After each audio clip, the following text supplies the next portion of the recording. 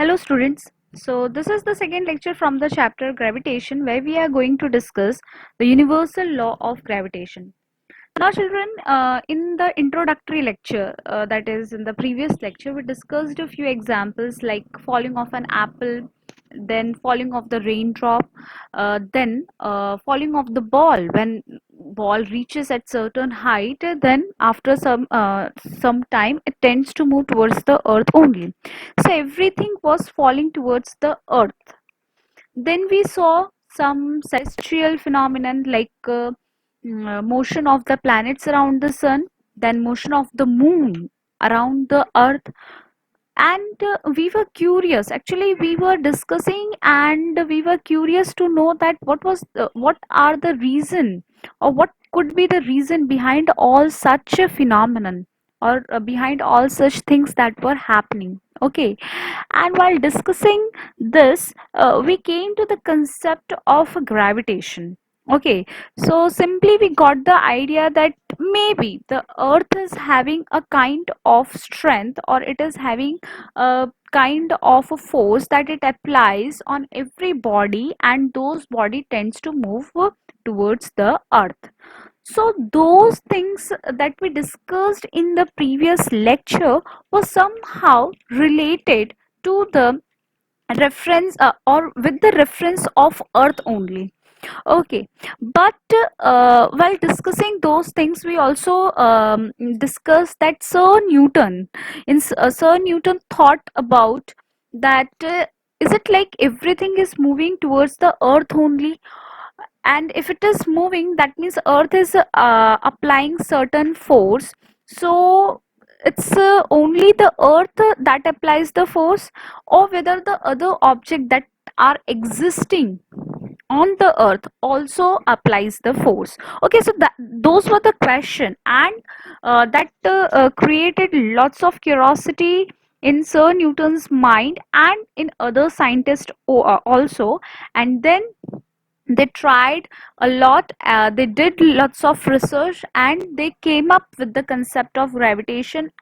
And this concept of gravitation, actually it was explained very well with the help of universal law of gravitation, which was given by Sir Newton. So let's see this universal law of gravitation. Now children, here, universal law of gravitation. Before discussing the statement of this law, let me tell you that the importance of the meaning, means whatever this law is going to convey us, is somehow depends upon its name only. The name behind its name only. The name is what, the title of this law is universal law of gravitation. That means this law that we are going to learn is applicable to each and everything that exist in universe. ठीक है, ये चीज आपको थोड़ा ध्यान रखना है. अब हम इसके स्टेटमेंट को पढ़ेंगे and we'll get a more clear idea about this law. Okay, now the statement of this law is every particle in the universe attracts every other particle with a force which is proportional to the product of their masses and is inversely proportional to the square of the distance between them.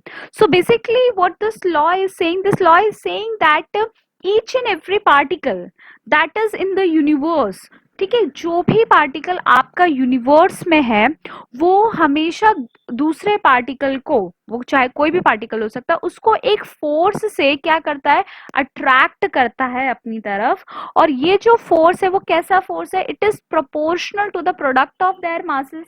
मतलब एक body है वो दूसरे body को attract कर रही है, तो ये जो फोर्स ऑफ अट्रैक्शन है that will be proportional to the masses of the body and is inversely proportional to the square of the distance between them.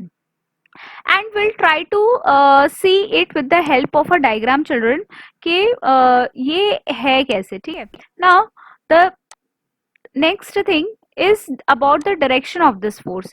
Since this is the force, so this is the vector quantity, so we need to find its direction also, and that I will explain with this diagram. Now see, these are the two bodies. This is first body which is having the mass m1.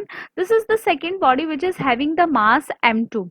Okay, now we know that this law is saying what, that every particle in the universe, means whether it is living, whether it is non-living, I mean either it is a chair, table, or it is a comb, or it's you, it's me, it's tree, whatever exist in the universe. Okay, and if those things are having mass, this is an important property, whatever the thing that exists in the universe and having mass is going to follow this gravitation law.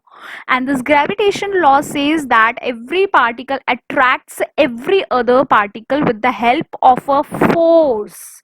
Okay, so I am all I, or whether I talk about you, or whether it is anything which is which is there around us, is going to attract us, or we are going to attract that object with a kind of a force, and the magnitude of that force is what, it is proportional to the product of their masses. So here these are the, suppose these are the two objects, and one of object is having mass m1, the another one is having the mass m2, so they both are going to attract each other with the force f. Okay, now see here I have written f, and here also I have written f.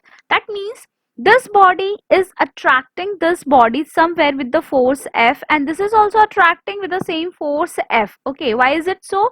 It is according to the Newton's third law of motion, where we say that body attracts each other, I mean the body exerts uh, the equal amount of a force which is opposite in direction. Okay, with in respect to that I have written here f and f, action and reaction are equal and opposite. And you can say that the force that has been exerted by this first body on the second is somehow in this direction, whereas the force exerted by this body on the first one is in this direction. Now these two bodies, okay, they are separated by the distance r, or I can say that the distance between these two body is r. Okay, because why I'm this r is taken here, see, there is an importance about the distance also. Okay, the distance, the force which is being exerted one body on the other body, it depends upon the mass as well as the distance. There should be some distance between the two bodies. Okay, now see, direction of these force is along the line joining the center of these two bodies. Now see, these are the two bodies. अब आप देख सकते हैं कि this small dot, black dot is being shown over here, and this is the another black dot. So this is actually the center of the body, and if I'll trace this center path like this way, okay, so this line, the line joining the center of both the body, will give me the direction of the gravitational force. ठीक है, ये इसका meaning हुआ, direction of this these force actually यहाँ पे आएगा is along the line joining the centers of these two bodies. दो bodies के जो center है, center मतलब center of mass होता है, जहाँ body का mass इकट्ठा रहता है, वो आप higher classes में और clearly पढ़ेंगे, लेकिन अभी के लिए आप ये मान लीजिए, समझिए कि दो bodies हैं जिनका center है, उन दो centers को अगर मैं जोड़ती हूँ तो जो line मुझे मिलेगी कनेक्ट करने पर, उस लाइन के अलोंग जो है डायरेक्शन होगा मेरे ग्रेविटेशनल फोर्स का, जो कि दोनों बॉडी एक दूसरे पर लगा रही हैं. ठीक है, तो इस लॉ से आपको एक चीज तो क्लियर हुई होगी कि सिर्फ अर्थ के पास ही ये ताकत नहीं है ग्रेविटी की, हर एक बॉडी के पास ये जो ग्रेविटी का जो है स्ट्रेंथ है. ठीक है, हर एक बॉडी हर दूसरी बॉडी पर अट्रैक्टिव फोर्स लगा रही है, अर्थ भी लगाती है. लेकिन अभी तक हम क्या समझ रहे थे, अभी तक हम ये समझ रहे थे that earth is only having that power of gravitation, that's why everything seems to move towards the earth only. Yes, the reason behind everything moving towards the earth is earth's gravity, but it's not like that only earth is having that gravitational force. ठीक है, और इसका reason क्या है कि क्यों हमें हर चीज अर्थ की तरफ ही आती हुई दिखती है वो अर्थ के ग्रेविटेशन की वजह से। और दूसरा आपको ये भी पता है कि जिस भी बॉडी का मास कम रहता है उसकी वेलोसिटी ज्यादा होती है, जो कि मैंने पिछले लेक्चर में भी आपको बताया था कि बॉडी का अगर मास कम है तो उसकी वेलोसिटी ज्यादा हो जाएगी, या उसकी स्पीड ऑफ जो होगा मोशन का वो ज्यादा हो जाएगा, और इसीलिए वो मूव मूव करते हुए दिखेगी। और हमारा अर्थ तो काफी बड़ा है, उसका मास दूसरे कोई बॉडी के रिस्पेक्ट में बहुत ही कम है, बहुत ही ज्यादा है। तो इस वजह से उसका जो मोशन है वो बहुत स्लो होता है। It can tend to zero. हम ये समझ सकते हैं कि वो कोई जीरो स्पीड से मूव करता होगा, इसलिए हमें अर्थ जो है वो दूसरे ऑब्जेक्ट की तरफ मूव करता हुआ नहीं दिखता। लेकिन वही बात है कि तो इससे एक चीज और है कि ग्रेविटी जो है यूनिवर्स में जितनी भी चीजें हैं, मतलब आप सन को ले लीजिए, आप किसी और प्लैनेट को ले लीजिए, मार्स ले लीजिए, जुपिटर ले लीजिए, हर हर प्लैनेट के पास, सन के पास, हर किसी के पास अपनी ग्रेविटी है। Because this law is applicable to all kind of object, whether it is celestial, whether it is terrestrial.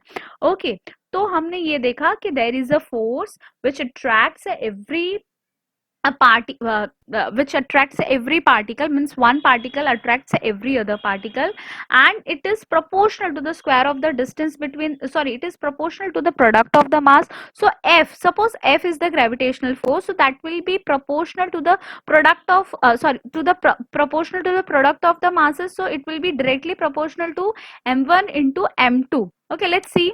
m1 into m2 and is inversely proportional, that means 1 upon r square. Okay, ये देखिए आप force, अच्छा हमारे पास force का एक second law के हिसाब से भी अपने पास फॉर्मूला है, that F is equal to m into a.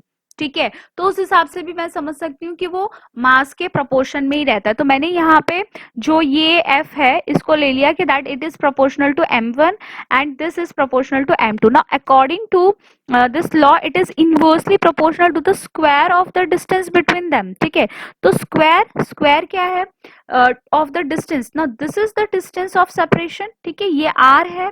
ठीक है, उसके क्या है, उसके इनवर्सली प्रोपोर्शनल है। तो देखिए 1 अपॉन r एंड स्क्वायर। ठीक है, तो ये क्लियर हो। अब इन तीनों चीजों को हम कंबाइन कर देते हैं, तो कंबाइन करने के बाद क्या होगा, it is proportional to product of the masses, so m1 multiply by m2 and is inversely proportional to the square of the distance between them, so r square. Now if we'll be removing this proportionality sign, so there should be a proportionality constant, and that proportionality constant, see here it is g. ठीक है, capital G, which is also known as proportionality constant of gravitation. ठीक है, अब हम थोड़ा सा ना इस g के ऊपर फोकस करेंगे कि g क्या है या इसकी वैल्यू क्या है।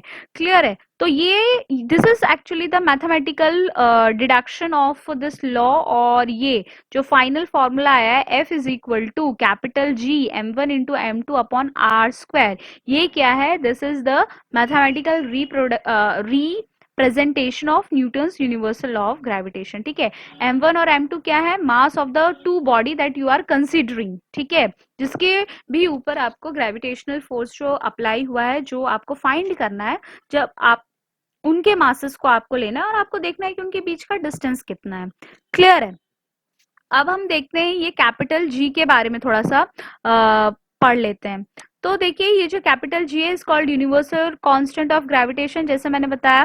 ठीक है, अब G का हमने क्या किया है, फॉर्मूला यहाँ से डेराइव किया है। Now see G, this is your G. Now I want to write this equation in terms of G, means with respect to G. So what I'll be doing, this r square, here you can see this r square, it is in the division, means it is in the denominator, so it will be moving over here, so it will be in the multiplication, so f r square, see here this is your f r square. Okay, and m1 upon m2, this is m1 upon m2, when it will be shifted over here on this side of the equation, it will be in the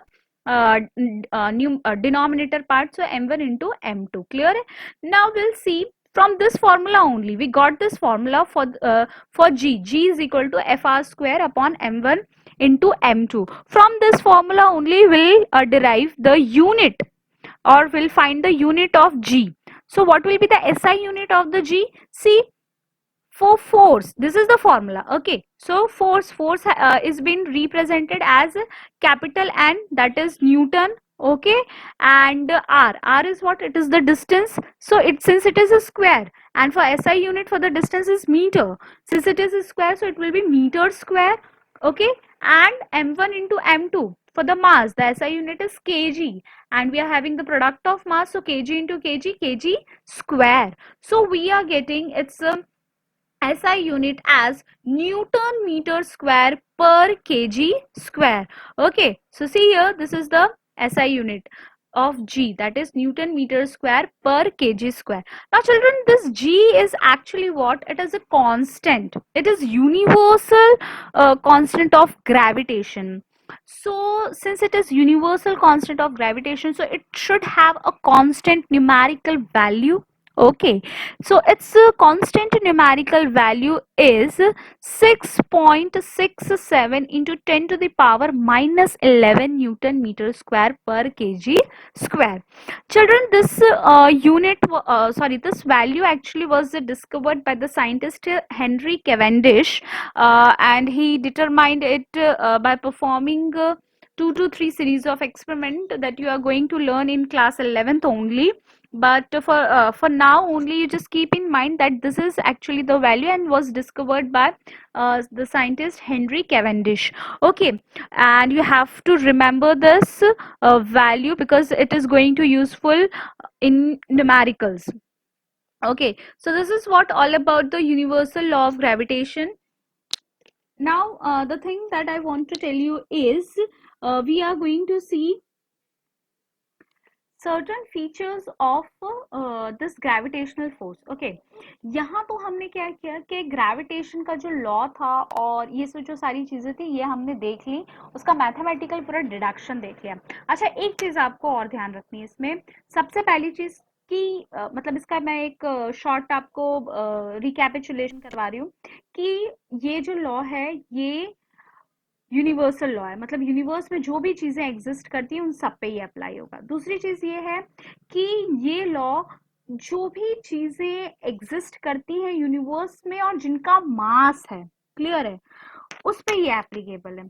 clear. और ये जो force of attraction है हर body, हर किसी body पे लगाती है, पर चूंकि ये मास पे डिपेंड करता है तो अर्थ की तरफ जो चीजें गिरती हैं उसका कारण ही अर्थ की ग्रेविटी है. जो अर्थ अट्रैक्टिव फोर्स लगा रही है उसका कारण क्या है? ये अर्थ की ग्रेविटी है. अर्थ का चूंकि इतना ज्यादा मास है, इस वजह से जो वो फोर्स एक्सर्ट करता है उसका मैग्नीट्यूड ज्यादा होता है as compare to the force, the attractive force that is being exerted by the other body with respect to the earth. ठीक है ना, इसीलिए चीजें अर्थ की तरफ आती हुई दिखती है, न कि आपको अर्थ उन चीजों की तरफ जाता हुआ दिखता है. क्लियर है. अब हम थोड़े कैरेक्टरिस्टिक्स इसके देख लेते हैं इस फोर्स के.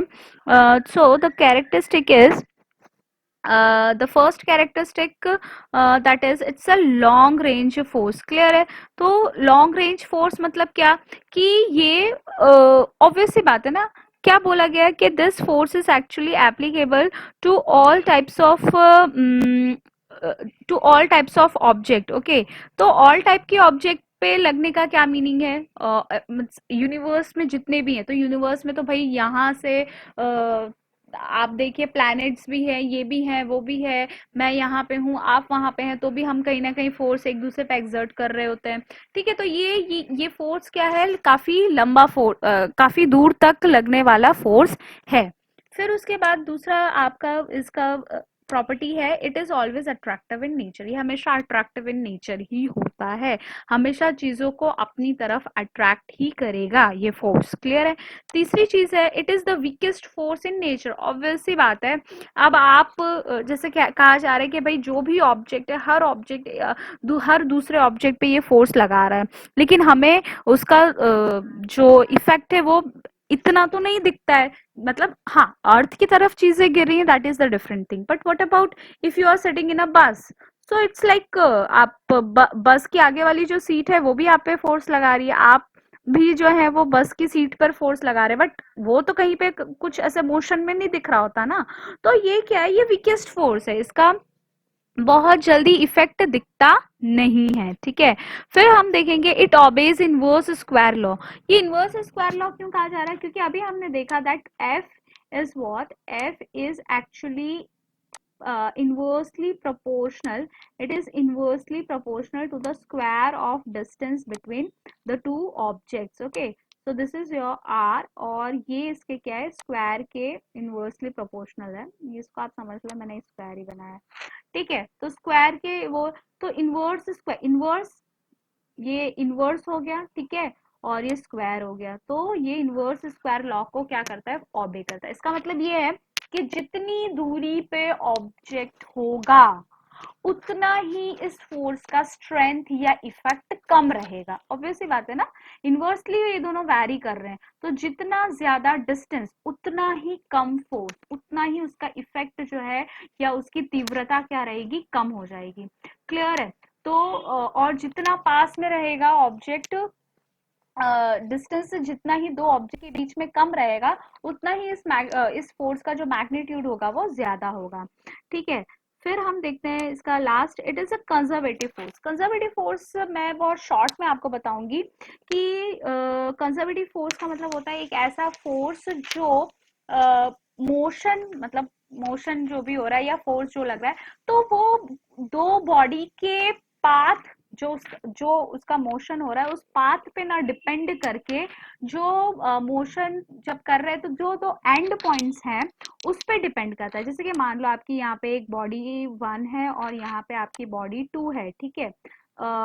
अब ये जो बॉडी 1 है ये पाथ पे इस तरीके से मूव कर रही है, और ये मूव करने के बाद मान लो ये यहाँ कहीं आ गई, ठीक है, यहाँ पे कहीं पे आ गई आपकी बॉडी मूव करके।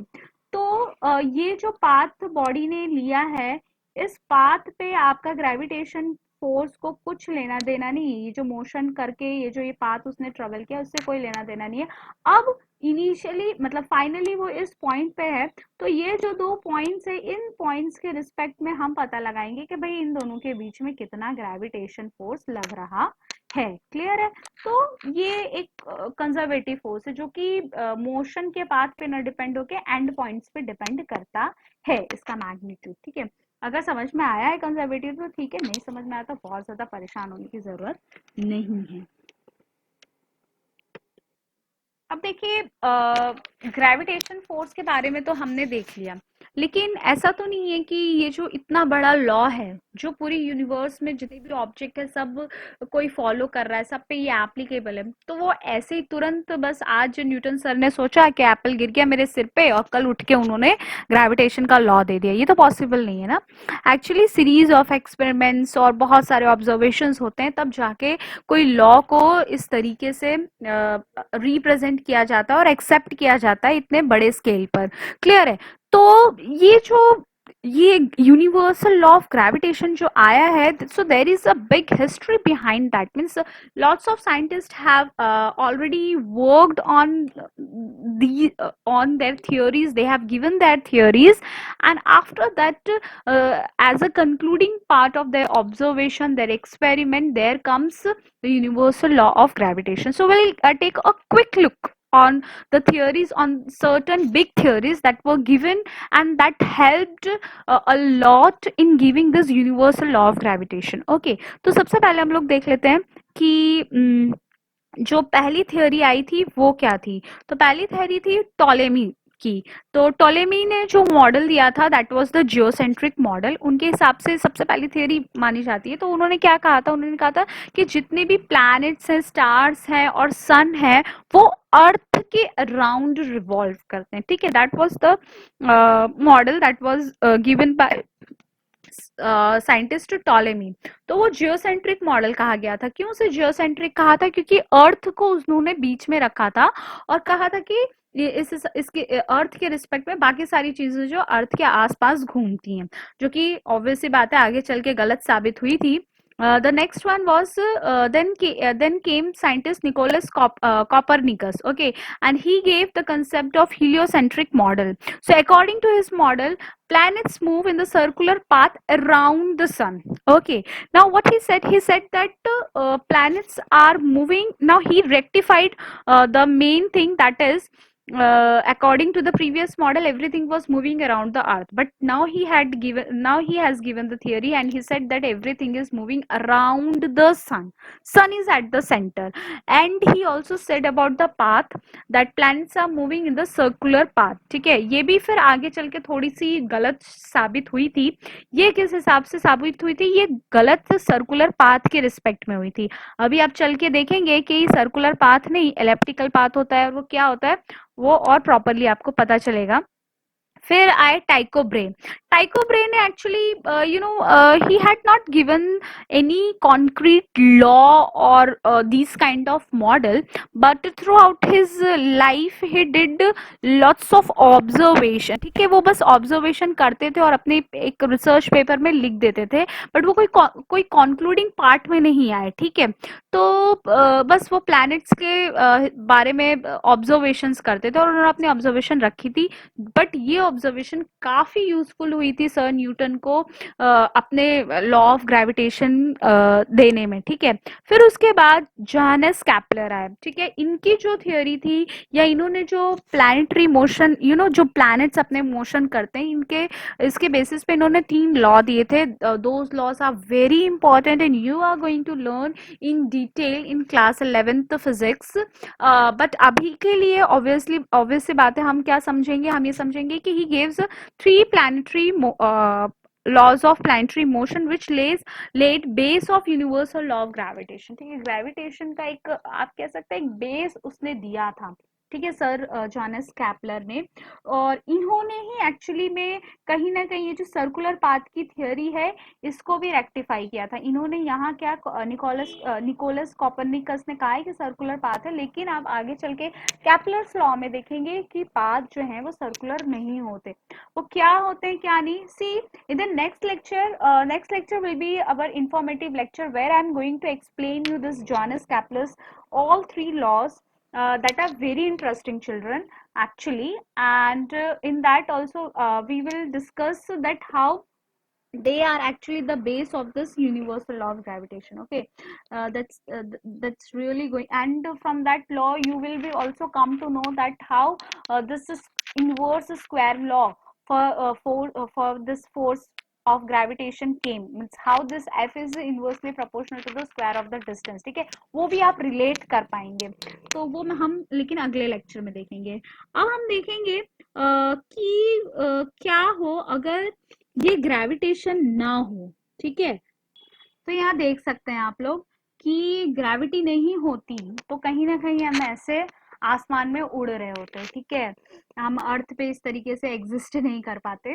तो ये जो पिक्चर है ये मैंने सिर्फ थोड़े से फन के लिए लगाई है। हम इनिशियली देखते हैं कि क्या इंपॉर्टेंस है। देखिए, सन की जो ग्रेविटी है, जैसे मैंने बताया कि ऐसा नहीं ये सिर्फ अर्थ की ग्रेविटी है, अर्थ की ग्रेविटी है इस वजह से चीजें नीचे गिरती है, बट हर कोई एक दूसरे पर अट्रैक्टिव फोर्स लगा रहा है। तो सन के पास भी, sun is also applying the attractive force. Okay, तो वो सन की ग्रेविटी हुई, तो सन की ग्रेविटी की वजह से ही हमारा जो अर्थ है वो एक पर्टिकुलर ऑर्बिट में क्या करते हैं, सन के अराउंड घूमता है, और इस वजह से हम एक कंफर्टेबल डिस्टेंस पे रहकर सन की वार्मथ को एंजॉय कर पाते हैं, उसकी लाइट को एंजॉय कर पाते हैं। क्लियर है? फिर दूसरा इंपॉर्टेंस क्या है, it holds down our atmosphere and the air we need to breathe. Obvious सी बात है, जो हमारा एटमॉस्फेयर आपको दिख रहा है अपने आसपास और जो एयर हम लेते हैं उसको होल्ड करने में भी ग्रेविटी का काफी रोल है। ठीक है, वो होल्ड इसीलिए हो पाती है, वो रह इसलिए पाती है because of gravity of the earth. Then it is glue that hold the entire galaxy. हम ये कह सकते हैं कि इस पूरे ब्रह्मांड को कहीं ना कहीं होल्ड करने में ग्रेविटी का हाथ है। देखिए, बहुत सारे इंपॉर्टेंस छोटे छोटे आपके टेक्स्ट बुक में भी दिए हैं, चूंकि वो टेक्स्ट बुक में दिए हैं इसलिए मैंने यहाँ पे डिस्कस नहीं किए हैं, and they are very easy that you will understand by yourself. यहाँ पे मैंने थोड़ा सा कुछ अलग समझाने की कोशिश की है। फिर उसके बाद सॉरी सो इसके अलावा ग्रेविटी टाइम को भी क्या करती है, अफेक्ट करती है, वो आप आगे चल के देखेंगे, बट ये मैं सिर्फ थोड़ा सा आपको इंफॉर्मेशन दे रही हूँ। माना जाता है कि जहाँ पे बहुत ज्यादा स्ट्रॉन्ग ग्रेविटी होती है ना, वहां पे टाइम जो है वो थम सा जाता है, या स्लो हो जाता है, ठीक है।